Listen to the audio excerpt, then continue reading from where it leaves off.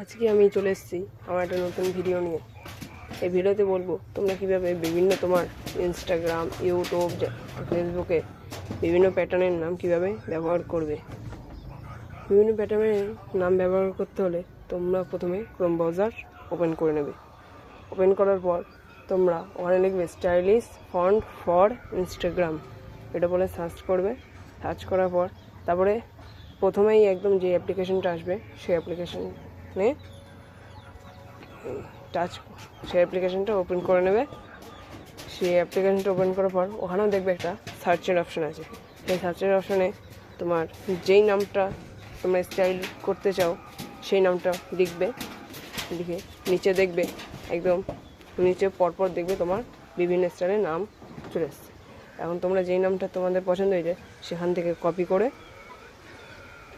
তোমরা Instagram, Facebook, YouTube যেটা দিয়ে হোক সেখানে গিয়ে ওটা পেস্ট করে দেবে। এরকম নতুন নতুন ভিডিও পাওয়ার জন্য তোমরা প্লিজ আমাকে সাবস্ক্রাইব করো, লাইক এবং কমেন্টে তোমরা কিছু একটা লিখে তারপরে যাও।